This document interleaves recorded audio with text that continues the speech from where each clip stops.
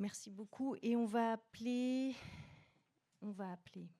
Florence Cariot, qui va animer la 3e table ronde sur le thème organisation apprenante entre théorie et pratique. Qu'est-ce qui définit une organisation apprenante? Y a-t-il un lien avec l'engagement des collaborateurs? Florence est membre très active de Copain et on le remercie. Et c'est une bonne chose qu'elle anime cette 3e table ronde qui lui convient particulièrement parce qu'elle a pratiqué ce qu'est l'organisation apprenante au sein d'Engie. Alors dans ses différents postes qui ont pu être au sein de la direction des ressources humaines, au sein de l'université d'entreprise ou aussi en tant que responsable de l'innovation participante. C'est à vous.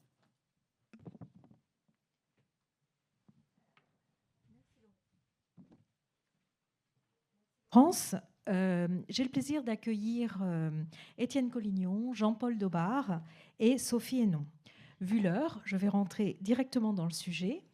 Notre table ronde promet de la théorie à la pratique.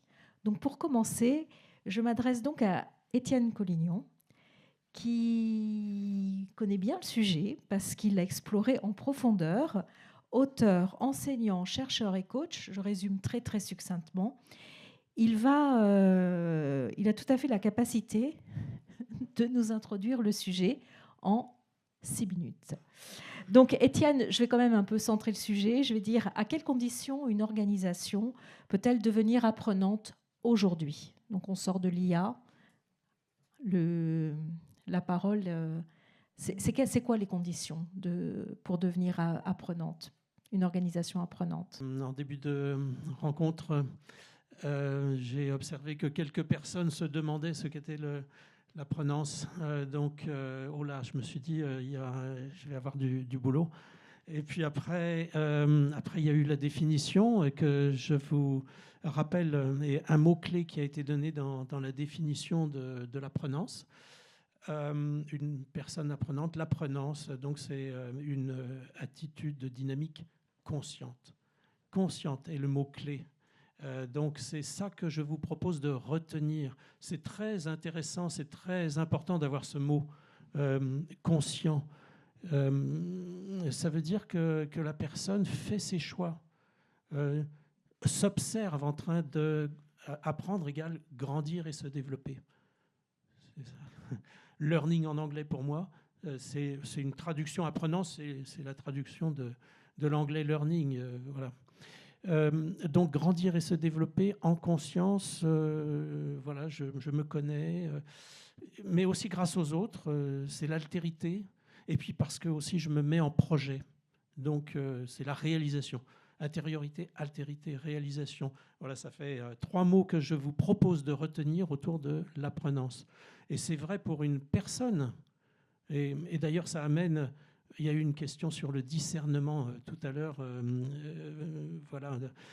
Donc, il y a eu une réponse qui donnait toutes les conditions pour rendre possible ce discernement par Nathalie Hector. Voilà, j'adopte la réponse, c'est superbe. J'ai envie aussi d'ajouter le mot de questionnement. Discernement, questionnement. Questionnement. Inviter les personnes à développer leur capacité de questionnement. Je pense que tout ce qu'on a eu comme débat avec l'IA tout de suite montre l'importance de discernement, questionnement. C'est le questionnement qui amènera le discernement. Donc superbe. Donc c'est intéressant de pousser ça. Ouais, alors cette définition, elle est extrêmement intéressante parce que vous pouvez la pousser vers le collectif. Vous pouvez garder la même définition pour le collectif. Donc une capacité à adapter des postures en conscience. Ah, ça marche pour le collectif, ça? Mais oui, on va parler d'équipe apprenante. Et là, dans une équipe apprenante, les mêmes 3 mots de tout à l'heure, intériorité, altérité, réalisation. Une équipe qui réfléchit, choisit ses rites. C'est aussi quelque chose qu'on a entendu depuis le début de l'après-midi.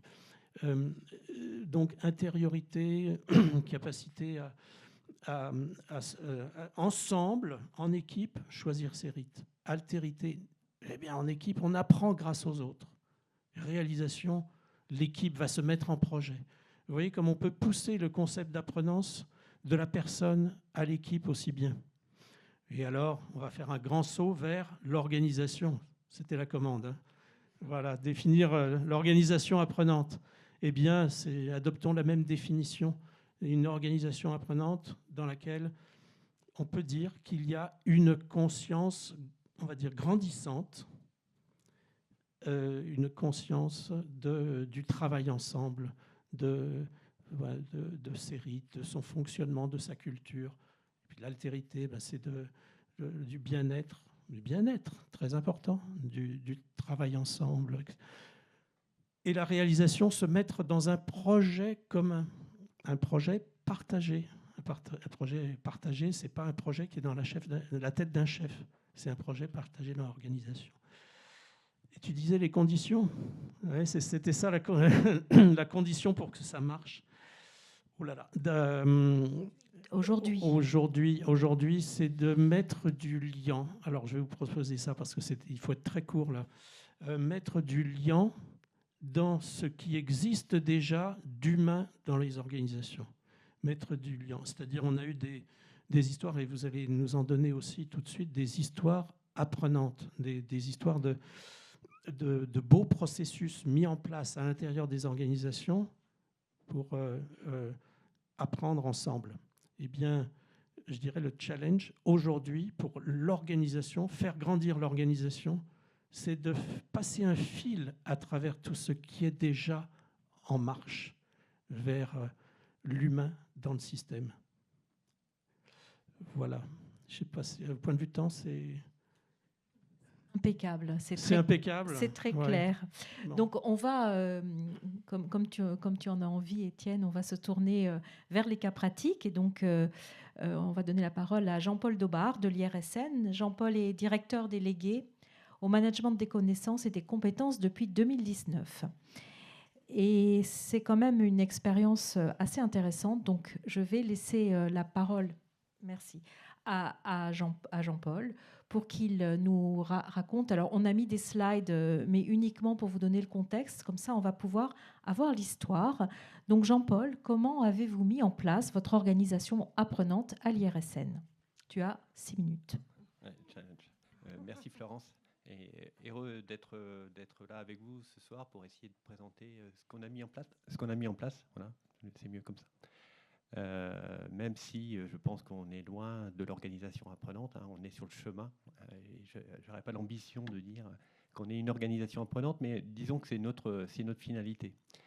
Et je rebondirai sur ce que vient de dire Étienne, parce que je pense que les aspects théoriques que tu as évoqués, je pense que ça a un petit peu été à l'origine de ce qu'on a essayé de mettre en place. Alors, peut-être un petit mot rapide sur l'IRSN, parce que contrairement peut-être aux entreprises qui ont été présentées tout à l'heure, c'est une entreprise un peu moins connue. Donc l'IRSN, c'est un institut d'expertise collective sur les risques nucléaires et radiologiques. Vous savez qu'en France, on a beaucoup d'installations nucléaires, hein, des réacteurs, des installations du cycle, des transports et autres. Et donc l'Institut est l'organisme de référence en France sur tous ces sujets de sûreté, radioprotection et sécurité, qui donne des avis, et ces avis sont collectifs. C'est-à-dire c'est une expertise collective, et c'est un aspect important, c'est-à-dire que c'est cet aspect collectif qu'il faut qu'on arrive à développer à l'IRSN. Alors pour ces expertises, en fait, elles sont basées sur des connaissances que l'IRSN acquiert, soit seul, soit en partenariat dans des installations de recherche notamment. Vous voyez en France, là où on est implanté, il y a un certain nombre de centres sur lesquels on fait des activités de recherche. Et toutes finalement ces connaissances, ces démarches d'expertise ou de radioprotection, ces connaissances qu'on peut avoir dans les installations de recherche, c'est des choses qu'il faut qu'on transmette aux salariés. Et ce n'est pas des choses qu'on apprend à l'école ou à l'université. Donc on a un devoir finalement d'avoir une organisation et des dispositifs qui permettent de transmettre les connaissances, les savoirs techniques, scientifiques, mais aussi les savoir-faire, les démarches pour travailler ensemble.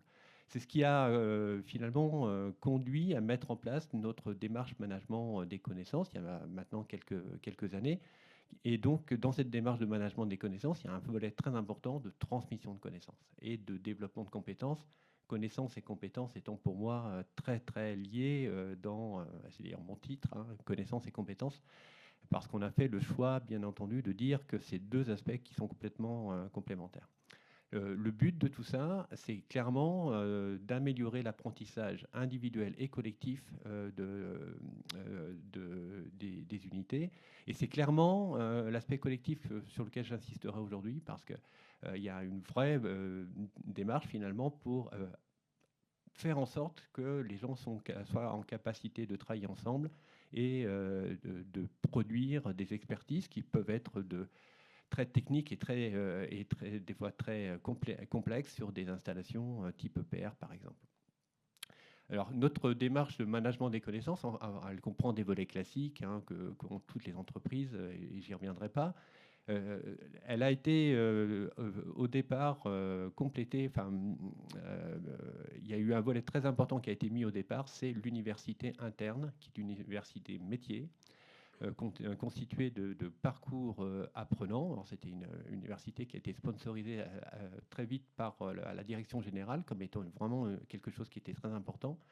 Et c'est des parcours apprenants à la fois constitués de modules qui permettent de découper sur un parcours l'apprentissage en insistant vraiment sur ce volet collectif. Et donc ces formations, elles sont données par des pairs. C'est-à-dire que c'est vraiment des gens du métier qui transmettent leur savoir, leur savoir-faire.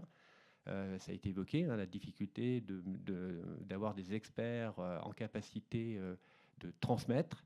C'est le challenge qu'on a essayé de mettre en place pour essayer de favoriser finalement l'apprentissage des nouveaux ou ceux qui sont en mobilité par des experts ou des chercheurs. Mais à côté de ces formations, on a mis en place, et c'est vraiment quelque chose auquel on tient, un tutorat, une démarche tutorale qui est très bien suivie par les unités opérationnelles. Et là, on est vraiment en situation de travail. C'est-à-dire on essaye de trouver des phases d'apprentissage en situation de travail qui permettent aux gens clairement d'apprendre le métier sur le terrain. Un autre point qui a été évoqué dans la première table ronde, c'est les communautés de pratique. Alors, les communautés de pratique, on a mis en place un programme de communautés de pratique il y a à peu près 4 ans. Alors, il y en avait déjà certaines qui existaient dans le passé, mais on a développé ces communautés de pratique avec l'objectif très clairement de favoriser l'apprentissage pair à pair, le transfert de savoir-faire et un autre effet très important que je vois des communautés de pratique, c'est la culture d'apprentissage, le partage.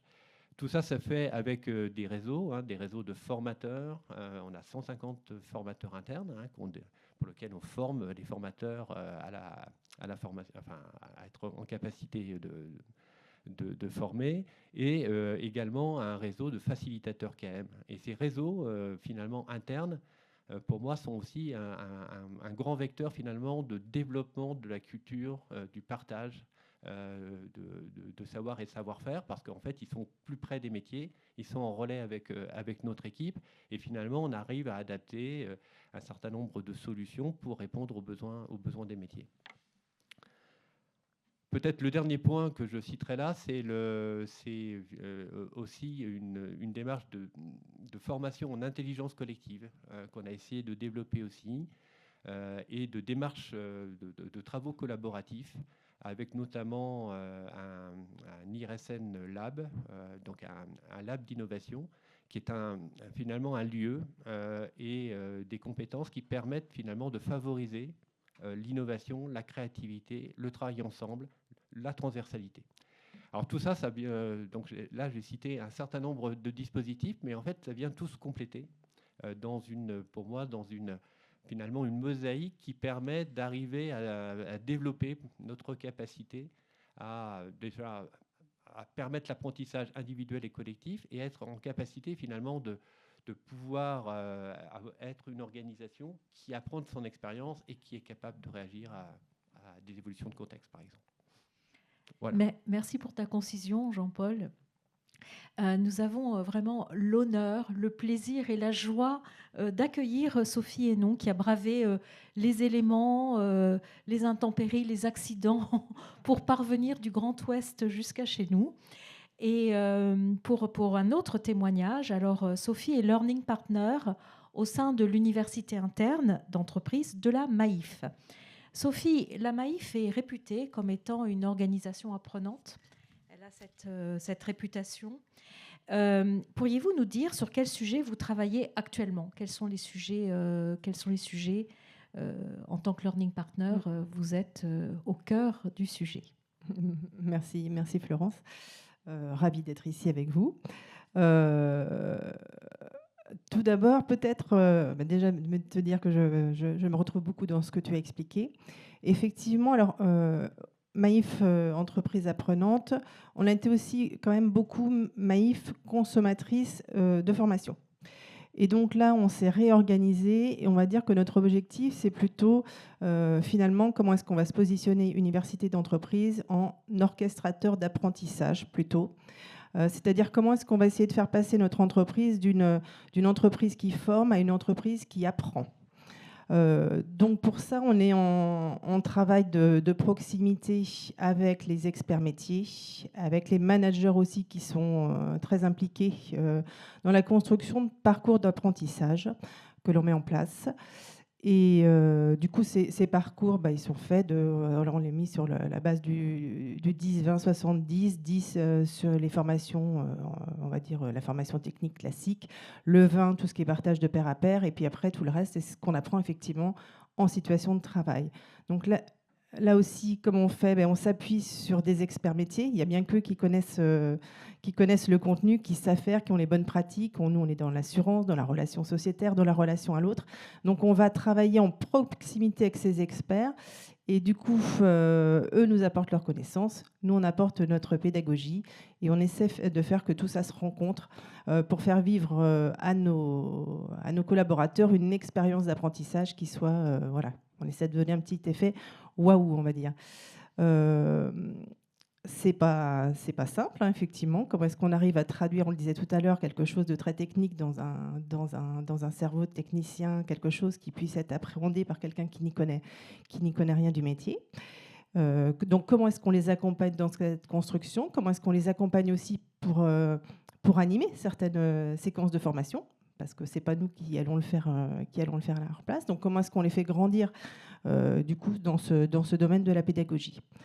Ça, c'est un parcours, c'est du long terme. Et donc là, on essaie de focaliser notre énergie sur ce qu'on appelle, nous, les métiers en tension aujourd'hui, les métiers pour lesquels il est plus difficile de recruter. Donc, il y a beaucoup de métiers qui sont du domaine de l'informatique, de la data.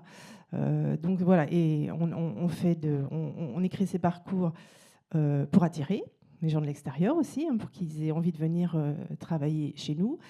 Et puis pour donner envie aussi à des gens qui sont au sein de l'entreprise et qui ont envie d'être mobiles, de changer d'activité. Du coup, notre promesse, c'est venez essayer, venez suivre ce parcours d'apprentissage. Et puis vous verrez, à la fin du parcours, vous aurez sans doute une nouvelle expérience professionnelle. Que dire d'autre ? Alors tout ça, c'est sans doute favorisé. Tu disais tout à l'heure, Étienne, il faut quelque chose... on va dire un environnement qui soit un peu propice à tout ça. Je pense que c'est sous-tendu par ce qui est poussé depuis quelques années à la Maïf. Je vais vous parler en vrac du management par la confiance qui a été mis en place, ça fait presque 10 ans maintenant. Comment est-ce que finalement je laisse libre cours à la je trouve pas le mot, à la libre pensée. Comment est-ce que j'ose des choses, la permission, le droit à l'erreur, l'agilité aussi dans l'entreprise. Hein, c'est aujourd'hui, on n'est pas forcément dans un fonctionnement hiérarchique, on est dans un fonctionnement un peu transversal. Donc chacun prend ses responsabilités. Ensemble, on fait des choses. Ensemble, on apprend. Ensemble, on fait des erreurs, on capitalise sur ces erreurs, comment est-ce qu'on le fait mieux la prochaine fois et comment est-ce qu'on capitalise aussi sur ce qu'on fait bien, ça nous arrive aussi quelquefois. Tout ce qui est développement aussi du feedback dans l'entreprise aussi, qu'on essaie de pousser, de développer. Donc comment je te dis ce que j'ai bien aimé, tu as fait ça, j'ai vu, c'est chouette. Et comment je peux aussi te donner finalement quelques pistes pour mieux avancer dans ce que tu fais. Donc, tout cet environnement, je pense, fait qu'on est dans un état d'esprit qui est propice justement à aller demain, je dirais, parce qu'on n'y est pas encore, vers l'entreprise apprenante. Parce que je suis dans les temps, Florence. C'est parfait. Est-ce qu'on pourrait être un petit peu... j'aimerais creuser 2-3 petits points. Le premier point, donc on a un petit peu de temps quand même. Le point qui m'a toujours interpellée, alors ça c'est vraiment ma question quand on a préparé, c'est comment arriver à dégager du temps pour les experts pour qu'ils fassent cette capitalisation dans des métiers à tension. Est-ce que tu peux me donner une réponse courte ? C'est pas simple. C'est pas simple, mais je pense qu'ils se rendent quand même compte de l'intérêt de cet investissement. Pour déjà eux, parce que ça permet, comme on travaille aussi avec les managers et à partir de leurs attendus, ils savent que le parcours qu'on va proposer répondra effectivement à des attentes opérationnelles. Et puis je pense qu'ils se rendent compte aussi de ce que ça peut développer chez leurs collaborateurs. Ça développe de nouvelles compétences, surtout des soft skills, dans des domaines qui sont peut-être un peu techniques des fois. Donc voilà, comment est-ce que j'évolue. Et puis il y a aussi tout ce qui est domaine de l'épanouissement professionnel. C'est un beau métier, la transmission de connaissances et de compétences. Donc je dirais qu'il y a peu de ratés quand même. Enfin voilà, c'est vrai que c'est un investissement, mais je pense qu'au final tout le monde s'y retrouve. Tu permets, je rajouterais juste un mot. Je me retrouve totalement dans ce que tu dis, donc je vais pas le redire. Je rajouterais peut-être un point que nous, on a essayé de mettre en place. C'est une communauté des formateurs, une communauté de pratique des formateurs, et qui a aussi pour but finalement de partage d'expérience des uns et des autres. Donc ça permet déjà de se sentir moins seul des fois quand il y a des sujets un peu compliqués. On a de l'ingénierie pédagogique en interne, donc ça permet aussi de faire passer des choses. Et en fait, quand on anime cette communauté, finalement, on arrive aussi à trouver des événements, des rituels, comme ça a été déjà évoqué, qui favorisent finalement la valorisation des gens. Et donc, globalement, on essaye de trouver des moyens pour faire en sorte que les gens, non seulement trouvent du temps, mais ils trouvent du plaisir et du sens finalement. Et donc, je pense qu'une communauté, c'est un bon vecteur aussi pour développer ce temps. Et j'ai une autre question qui s'adresse un peu à tout le monde. Quel est le soutien des dirigeants je me tourne toujours vers Sophie, parce qu'on est sur son exemple. Quel soutien des dirigeants associés au démarrage du programme ? Qu'est-ce qu'ils apportent ? Comment ils soutiennent cette démarche ? Je pense qu'il y a quand même une vision au départ, une vision qui est connue en interne, qui est partagée aussi en externe et dans laquelle on se retrouve. Donc, je dirais que ça nous fait un beau terrain de jeu après pour intervenir. Cette vision, elle est soutenue par le plan stratégique de l'entreprise qui va pousser tout ce qui est épanouissement des acteurs, tout ce qui est mobilité, tout ce qui est... donc, je dirais que finalement, je ne vais pas dire qu'on a un tapis rouge devant nous, mais c'est quand même grandement facilitant, oui. À toi. Ouais, pour ce qui me concerne, en fait, il y a une chose très importante à souligner, c'est que nous, on travaille dans le domaine du nucléaire et vous n'êtes pas sans savoir qu'on est dans une phase de relance de l'énergie nucléaire en France avec de nombreux projets de réacteurs ou d'installation du cycle. Et donc, il y a une forte tension sur les ressources humaines, sur les compétences. Donc du coup, ça motive un petit peu tout le monde, que ce soit d'ailleurs dans les entreprises du nucléaire et à l'IRSN au bout du compte, pour mettre en place des choses, parce que si on ne le faisait pas, on serait complètement has-been et on ne pourrait pas suivre finalement et assurer les missions que l'on a. Donc je dirais que le sponsorship chez nous, il est assez naturel parce que si on ne le fait pas, on ne serait pas au rendez-vous. Et du coup, on est dans une capacité de développer des actions sur l'université interne très, très facilement, sur les communautés de pratique pour lesquelles il n'y a pas eu là non plus de débat. Donc, je dirais le contexte aussi joue beaucoup sur le fait qu'à un moment donné, si on n'est pas là, si on ne le fait pas, on n'attire pas les gens, on ne peut pas non plus les fidéliser, on ne monte pas en compétences, donc il y a un moment donné, il faut y aller, quoi. Donc, voilà. Qu'est-ce que ça t'inspire, Étienne ? Moi, j'aurais envie ici de souligner les entrées possibles du progrès en apprenance, parce qu'on est... La réponse organisation apprenante, c'est pas est ou n'est pas, c'est en chemin, comme tu l'as dit tout à l'heure. Et en chemin, comment on progresse.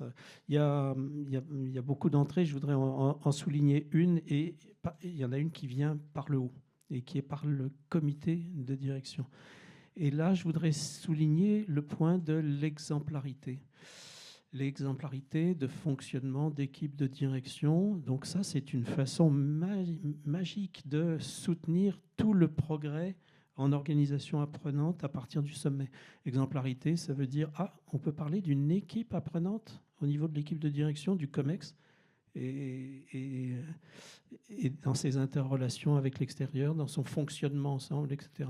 Donc, dans les formations qu'on fait, on va aller chercher ce levier-là, voilà, à partir du haut. Et puis il y a une autre façon de soutenir le développement de l'apprenance en organisation, c'est par les leaders qui ont du projet, mais aussi, je voudrais insister, les acteurs de transformation. Il y en a beaucoup ici dans la salle. On peut se reconnaître les uns et les autres comme des acteurs de transformation, des personnes qui... C'est qui des acteurs de transformation ? C'est des personnes qui ont un rêve de pousser l'humain dans l'organisation, un rêve de pousser l'humain. Alors, ils sont en quête d'apprendre, ils vont apprendre à l'extérieur, ils ramènent à l'intérieur du savoir et ils poussent du projet, mais bien souvent tout seuls. Donc, la question, c'est comment on peut relier ces acteurs de transformation et les reconnaître. Voilà, je vais finir sur ce mot. Merci, Étienne.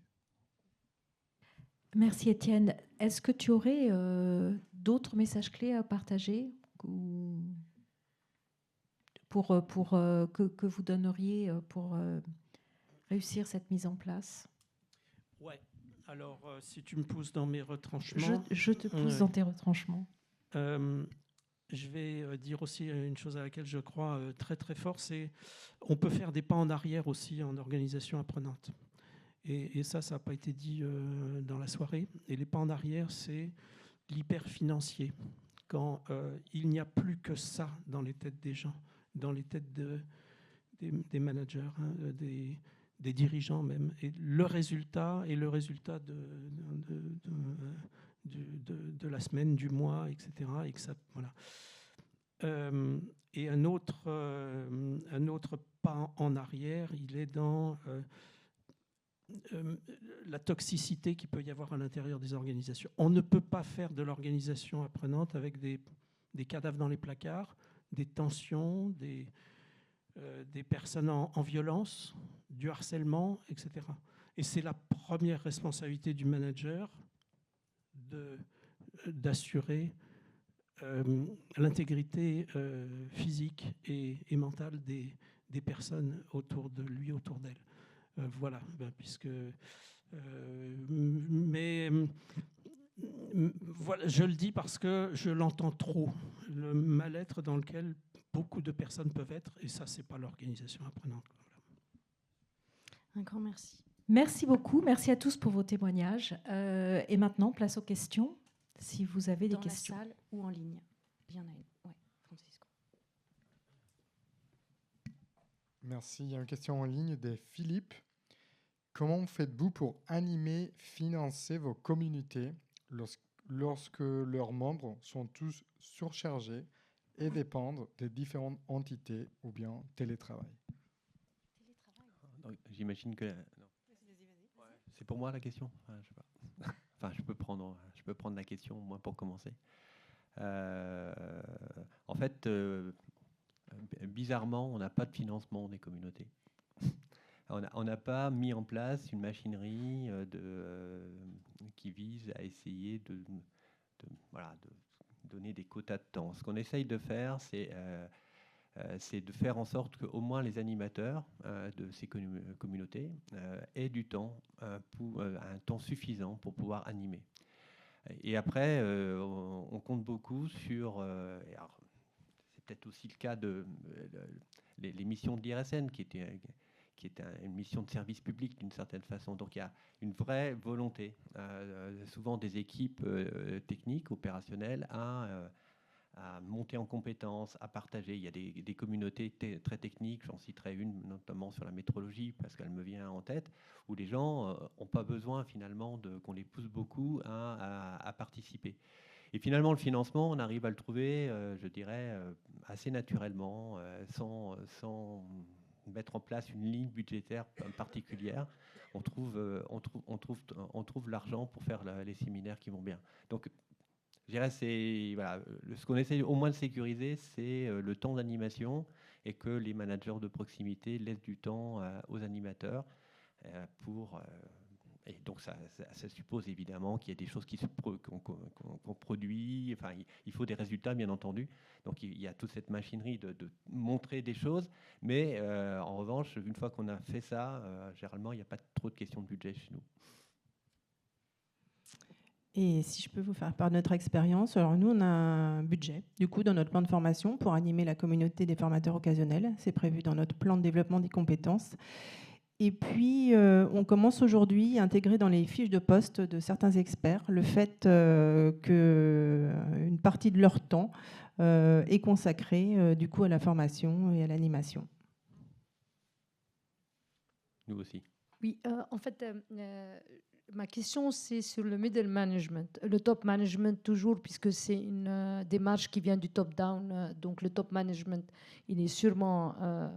ils encouragent cette démarche et ils sponsorisent. Le problème, vraiment, sur le middle management, c'est comme vous dites, c'est les managements de proximité qui sont débordés en opérationnel. Et quand on leur demande de libérer 1 heure par mois pour assister à une téléconférence ou n'importe, en fait, ils ont du mal. Donc, comment vous arrivez, surtout pour des organisations très grandes, parce que je travaille à la SNCF et j'ai ce problème-là, en fait, de convaincre le middle management de laisser les gens participer à des webinaires, téléconférences et ainsi de suite. Comment vous faites ? Alors, c'est pas simple, hein. Effectivement, je pense qu'on a un peu les mêmes problématiques. Pour autant, là aussi, hein, c'est un discours qui est poussé d'une manière assez forte dans l'entreprise. C'est le manager développeur chez nous, c'est un des 5 rôles du manager. Donc, on attend de nos managers qu'ils soient pleinement acteurs dans le développement des compétences de leurs collaborateurs. Donc, là aussi, on a un dispositif d'accompagnement de nos managers, y compris ceux du middle management, en disant comment est-ce qu'on peut t'aider à mener à bien cette mission-là aussi. Donc, on les embarque de cette façon. Je suis d'accord, c'est pas toujours très simple non plus. Hein. Alors, question provocatrice. Donc, Louis-Pierre Guillaume, président de Amalté, boîte de conseil. Dans un monde maintenant où les jeunes changent de poste tous les 3-4 ans, est-ce qu'on peut vraiment être une organisation apprenante quand les gens foutent le camp très vite? L'avenir nous le dira. On sait aussi que quand on ne donne pas l'occasion aux personnes d'apprendre, ils s'en vont. Donc, je pense que si on veut les retenir aujourd'hui, notre but, c'est plutôt de leur de leur mettre à disposition les connaissances, leur permettre d'évoluer, de changer, effectivement, mais au sein de l'entreprise, c'est mieux. Puis c'est aussi des questions aussi de posture. Il peut y avoir du turnover au niveau des personnels, ça c'est évident et ça va pas se réduire, je pense. Mais c'est aussi la démarche finalement qui est prônée par l'entreprise, je trouve, sur comment on favorise cet apprentissage, cette montée en compétences. Et comme Sophie vient de le dire, moi, je trouve que c'est un facteur d'attractivité très important. C'est-à-dire que dès lors qu'on rentre dans une entreprise où on a une université, on a des communautés, donc on a des lieux dans lesquels on peut pas simplement faire la tâche habituelle, mais aussi partager et transmettre dans des lieux des fois qui sont un peu sympas, ça favorise quand même beaucoup je dirais la fidélisation, même si le monde est ce qu'il est et que dans le domaine du nucléaire notamment, il y aura certainement encore plus de bougeotte parce que il y a beaucoup de besoins. Merci. Est-ce qu'il y a d'autres questions? Ou on applaudit et merci beaucoup.